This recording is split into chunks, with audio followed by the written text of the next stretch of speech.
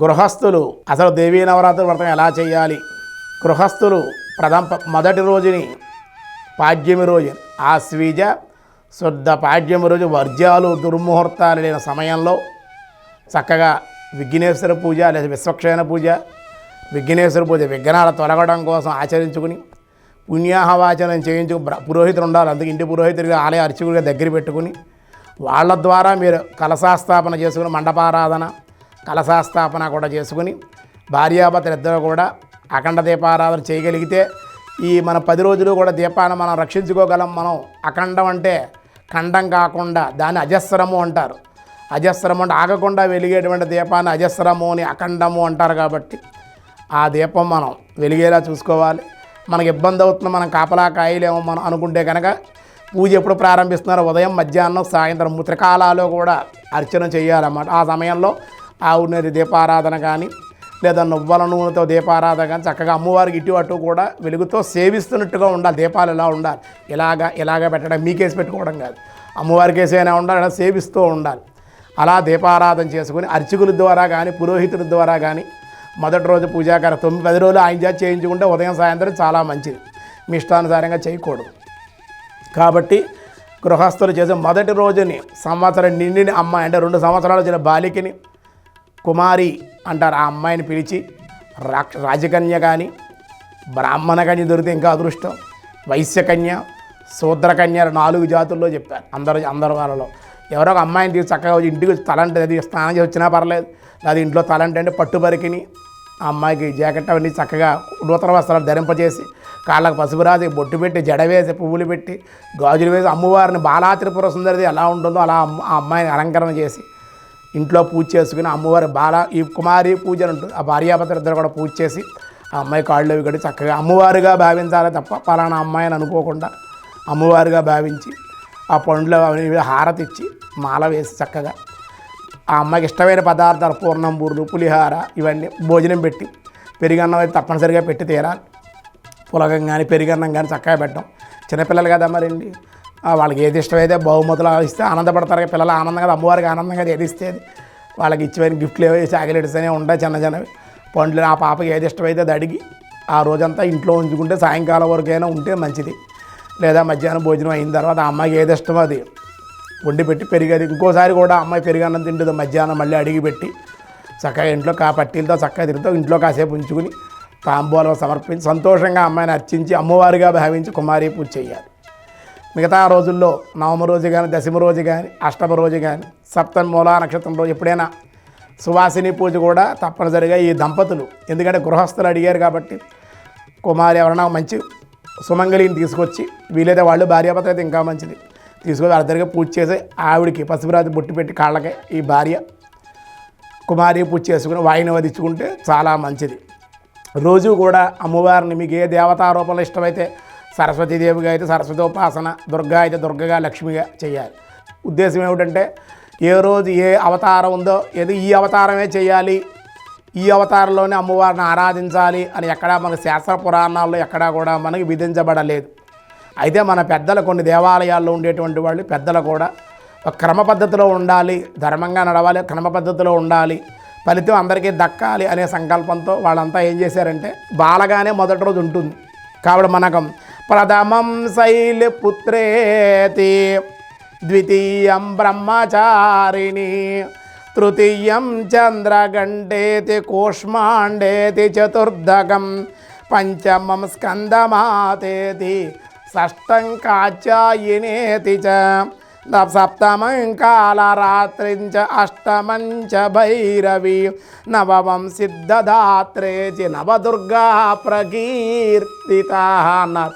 ఈ విధంగా కూడా ఆరాధన చేసుకోవచ్చు. మొదటి రోజు శైలిపుత్రిగా శక్తి క్షేత్రాలు శక్తి దాంట్లో చేస్తూ శ్రీశైలంలో అది చేస్తూ ఉంటాం, అలా చేయవచ్చు. మనం బాలా త్రిపుర సుందరిది అవతారంగా మొదటి రోజున భావించి ఇంట్లో బాలా త్రిపుర సుందరి అర్చన బాలా త్రిపుర అష్టోత్తరంతో అమ్మవారికి ఉదయం చిన్న విగ్రహం పెట్టుకోండి, చిన్నది బొటన వేలు చూపుడు వేలు మించిన విగ్రహం లేకుండా ఏ లక్ష్మీదేవో దుర్గాదేవో మీకు ఇష్టమైన దేవతా విగ్రహం చిన్నది ఇంట్లో పెట్టుకుని చక్కగా పంచామృత స్నాపనం చేయించుకుని రోజు కూడా కుంకుమార్చన ఉదయం చేసుకోవాలి. మధ్యాహ్నం కూడా మహానైవేద్యం అయిన కొంచెం ఏదైనా పుష్పాలతో కానీ పసుపు కుంకాలతో పూజ చేసి మహానైవేద్యం వండిన అన్నవది నైవేద్యం పెట్టుకుని సాయంకాలం మళ్ళీ స్నానం చేసి 6 అయిన తర్వాత 5:30 6 అయిన తర్వాత మళ్ళీ సాయంకాలం పూజ ప్రారంభించుకుని అమ్మవారికి విశేషార్చన కుంకుమార్చన తప్పనిసరిగా రాత్రి చేయాలి. నవరాత్రులు అన్నారు కాబట్టి రాత్రులు విశేషంగా ఆరాధన అమ్మవారికి చేసి ఆ కుంకుమను ధరించి ఏ విధమైనటువంటి ఏకపత్ని వ్రతంతో ఉండాలి. భార్యాభర్తలైనా సరే దూరంగా ఉండి జాగ్రత్తగా ఉండి ఇంట్లోనే వండుకుని ఒక పూటే భోజనం చేసేవాళ్ళు, రెండో పూట రాత్రి పలహారం కానీ ఉదయం నుంచి సాయంత్రం వరకు ఉపవాసంగా ఉండాలంటే ఉదయం బాలభోగం చేసి అమ్మవారి కట్టు పొంగలని పులగమని ఏదో ప్రసాదం చేసి అన్నంతో ఉండేం కదా దోషమేమో అనుకోకుండా బాలభోగాన్ని స్వీకరించండి. సాయంకాలం రాత్రి పూజ అయిన భోజనం చేయవచ్చు. లేదా శుభ్రంగా చక్కగా ఉదయం బాలభోగం ప్రసాదం తీసిన అమ్మవారి నివేదన పూజ అయిందా బాలభోగం మీరు కూడా తీసేసుకుని మధ్యాహ్నం మహానైవేద్యం పెట్టేసి అమ్మవారికి 12 దాటిన తర్వాత మీరు కూడా భోజనం చేసేయండి. మళ్ళీ సాయంకాలం స్నానం చేయండి. రాత్రి అమ్మవారు చక్కగా భక్తి ప్రధానం ఇక్కడ భక్తిగా పూజ చేసుకుని రాత్రి అమ్మవారికి ఉండిన ప్రసాదాలు మీరు ప్రసాదం అంటే భోజనం చేయకూడదు కానీ ఆ ప్రసాదాలు కానీ ఏదైనా అల్పాహారం కానీ తీసుకుంటే పళ్ళు పాలు కానీ స్వీకరించండి. ఈ విధంగా చేయవచ్చు. మాకు శక్తి కలిగింది బలంగా ఉన్నా దృఢంగా ఉన్నా నాకేం కాదు అని 10 రోజులు ఉపవాసంగా ఉండండి పళ్ళు పాలు తీసుకో. ఈ రోజుల్లో చేయలేరు కాబట్టి ఒక పూట భోజనం చేయమని చెప్పారు మనకి. బాలా త్రిపుర సుందరి, లలితా త్రిపుర సుందరి, అన్నపూర్ణాదేవి, చండిక, మహాలక్ష్మి, మహాతల్లి ఒక్కొక్క రోజు ఒక అమ్మవారు వస్తూ ఉంటుంది. ఆ అమ్మవారిని ఆరాధన చేసుకుంటే మనకు సత్ఫలితాలు కలుగుతాయి. ఇది గృహస్థులకు చెప్పడం జరుగుతుంది. ఎందుకు పెట్టారు నవరాత్రులు అంటే కనుక మన శరీరంలో 9 ద్వారాలు ఉంటాయి. షట్చక్రం ఇంకా చాలా చక్రాలు ఉన్నాయి. అష్టచక్రాలు షట్చక్రాలు ప్రధానమైనటువంటివి. ఈ చక్రాల్లో ఒక్కొక్క చక్రంలో ఒక్కొక్క అమ్మవారు ఉంటుందన్నమాట.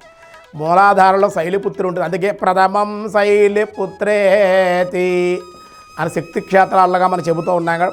ఆ మూలాధారంలో వెనక భాగంలో కలువు భూమి శైలిపుత్రిదేవి అక్కడ ఉంటే గణపతి ఆ మూలాధారానికి అధిష్టానంగా ఉంటే పాములు చుట్టినట్టుగా ఉంటుందన్నమాట. ఈ షట్చక్రాలు విశుద్ధ మూలాధారణ సహస్రారం వరకు ఆజ్ఞాచక్ర సహస్రారం వరకు అమ్మవార్లు ఉంటారు. ఒక కలుపులో ఒక అమ్మవారు ఉంటుంది.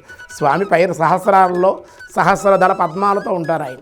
ఈ అమ్మవారు స్వామి దగ్గర చేర్చాలంటే గణపతి అనుగ్రహం కావాలి. అందుకే మొదటి రోజు గణపతి పూజ, శైలిపుత్రి అమ్మవారు, బాలాత్రిపుర సుందరి బాలావుపాసన మంచిదన్నమాట. చేయడం వల్ల శక్తి కలిగి మన షట్చక్రాలు కూడా శుద్ధి అయ్యి ఎవరికైతే ఏ చక్రం పని చక్రాలు యాక్టివ్ అవడం పనిచేస్తున్నాం. యాక్టివ్ అవుతాయి. ఒక్కో చక్రం కూడా బాగా యాక్టివేట్ అవుతుంది. యాక్టివేట్ ఇంగ్లీష్లో చెప్ప తెలుగులో పనిచేస్తూ ఉంటుంది. బాగా ఆ శక్తిని ఇస్తుంది అప్పుడు ఒక్కో చక్రానికి.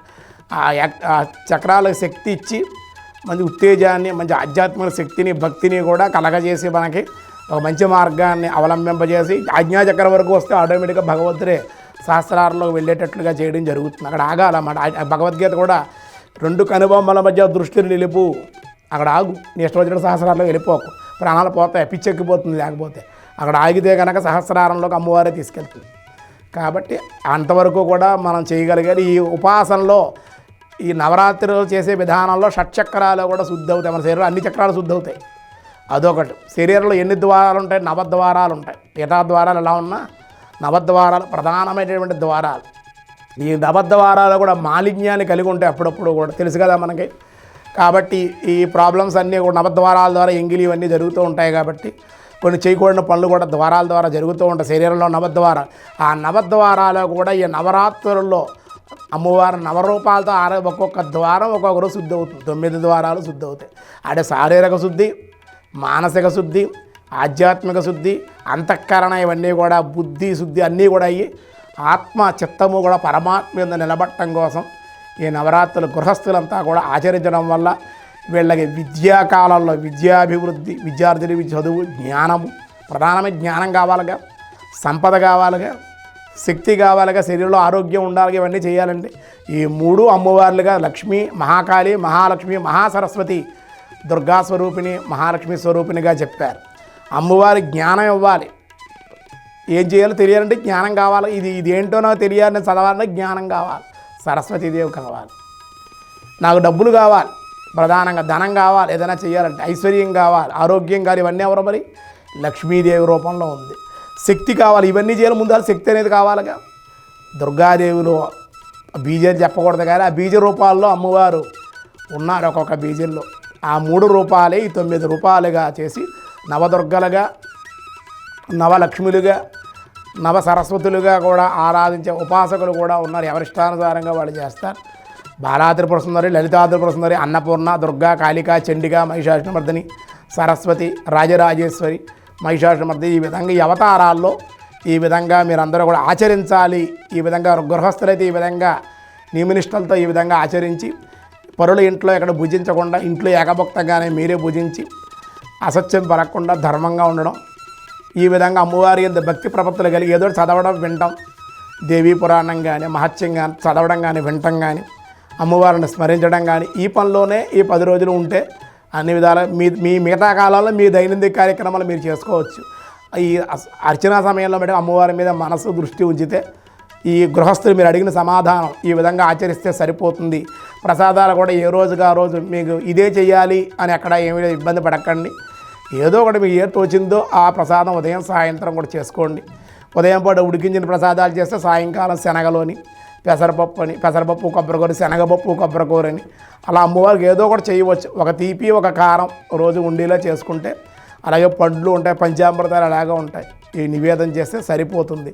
లేదా మన విధానం ఏ విధంగా అయితే పెద్దలు చెప్పారో ఆ ప్రకారంగా కూడా మన నివేదన చేస్తూ మన ఓపికని బట్టే ఇవన్నీ చేయవచ్చు. భక్తి ప్రధానం. శ్రద్ధ భక్తి ప్రశాంతంగా ఉన్న సమయంలోనే అర్చించి ఇంట్లోకి ఎవరిని కూడా గమ్మున రానివ్వకుండా కాళ్ళకు బయట కడుక్కుని ఈ 10 రోజులు కూడా నియమంగా ఉంటే మన ఇంట్లో మంచి పాజిటివ్ వైబ్రేషన్ కనపడుతుంది అన్నమాట. ఇవన్నీ ఆచరించి మీరు అందరూ కూడా తరిస్తారని చెప్పి భక్తి వన ద్వారా మీకు తెలియజేయడం జరుగుతుంది.